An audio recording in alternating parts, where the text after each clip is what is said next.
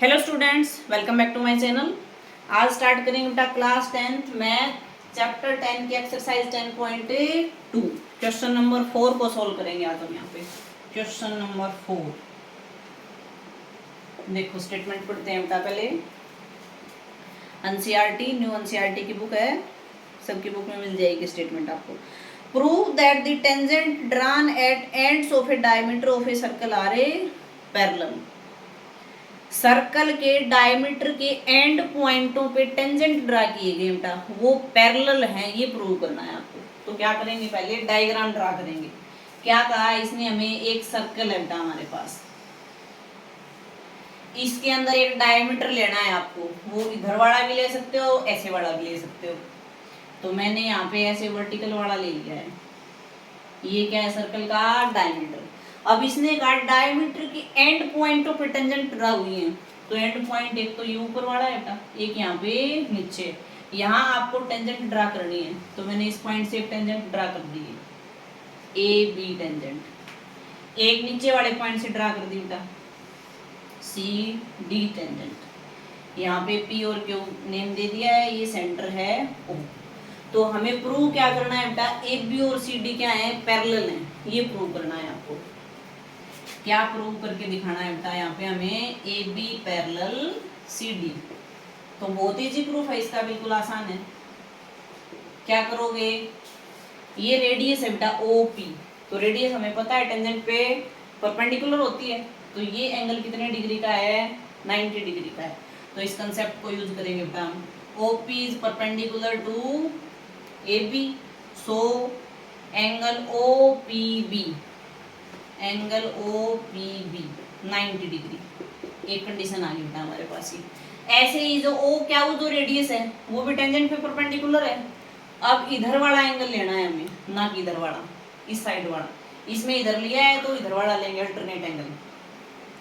O Q है वो perpendicular है बेटा सी डी पे, so angle O Q C, O angle O Q C ये भी 90 डिग्री का हो गया बेटा। अब फर्स्ट और सेकंड कंडीशन से हमने क्या देखा, from first and second condition से क्या आ गया बेटा आपके पास, दोनों एंगल इक्वल हैं। Angle O P B equal है एंगल ओ क्यू सी, ये इक्वल आ गए हैं। और डायग्राम में हमें कैसे एंगल नजर आ रहे हैं, ये अल्टरनेट एंगल है बेटा, but these angles are alternate, but these angles are alternate angles। तो अल्टरनेट एंगल जहां इक्वल होंगे वहां पे लाइनें क्या हो जाएंगी बेटा, पैरेलल हो जाएंगी। So A B parallel C D, ये प्रूव करना था हमें। क्या प्रूव करना था बेटा, सर्कल का के अंदर एक डायमीटर है, उसके एंड पॉइंटों पे दो टेंजेंट ड्रा की गई हैं, वो दोनों टेंजेंट पैरेलल हैं। तो बिल्कुल इजी वे से आप इसको सोल्व कर सकते हो। ओपी है वो परपेंडिकुलर है ए बी पे, तो ये इधर वाला एंगल 90 डिग्री का हो गया बेटा। ओ क्यू है वो भी परपेंडिकुलर है सी डी पे, इधर वाला एंगल भी 90 डिग्री का हो गया। बट ये एंगल आपको कैसे नजर आ रहे हैं, ये दोनों एंगल इक्वल हो गए हैं, बट ये अल्टरनेट एंगल है बेटा। तो अल्टरनेट एंगल जहां भी इक्वल हो जाएंगे आपकी लाइनें क्या हो जाएंगी, पैरेलल हो जाएंगी बेटा। सो ए बी पैरेलल है सी डी। नेक्स्ट क्वेश्चन देखते हैं बेटा, question number 5।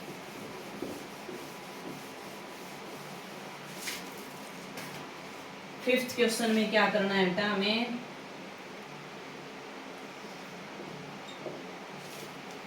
Prove that the perpendicular at the point of contact to the tangent to a circle passes through the centre.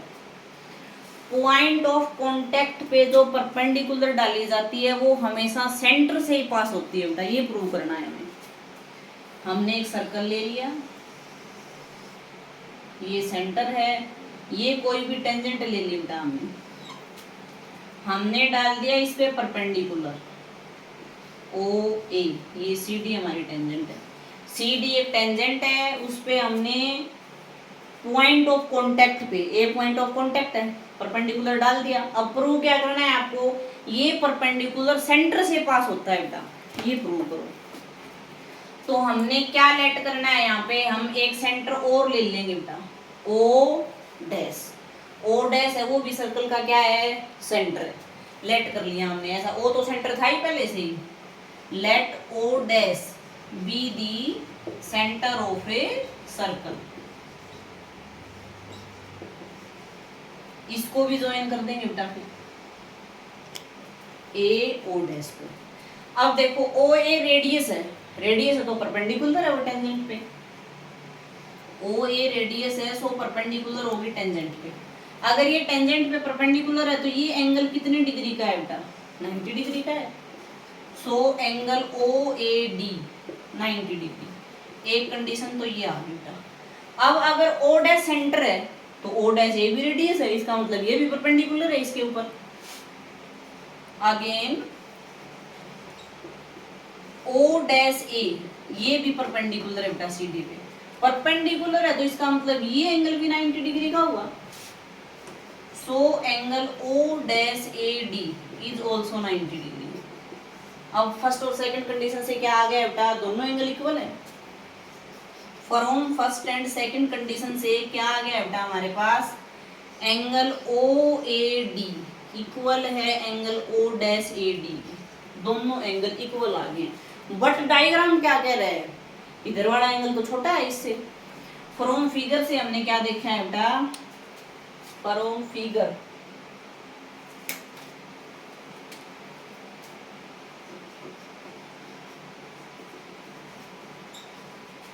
जो angle O dash A D है, O dash A D वो less than है बेटा, smaller than O A D से। ये इधर वाला जो एंगल है ये छोटा है ओ ए डी एंगल से। अब यहाँ तो हम कह रहे हैं कि ये एंगल इक्वल है और यहाँ हम कह रहे हैं लेस देन है, इसका मतलब एक कंट्राडिक्शन आ गई बेटा यहाँ पे। तो कंट्राडिक्शन जहाँ भी आएगी इसका मतलब हमारी अजम्पशन है वो क्या है, रोंग है, जो चीज हमने लेट की है वो सही नहीं है। This is a contradiction,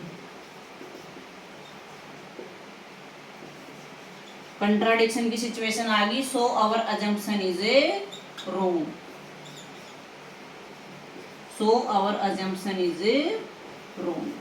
assumption wrong है तो इसका मतलब यहाँ सिर्फ सेंटर एक ही होगा हमारे सर्कल के अंदर का।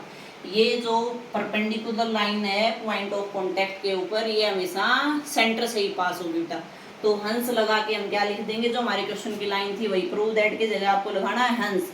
The perpendicular at the point of contact to the tangent to a circle passes through the center।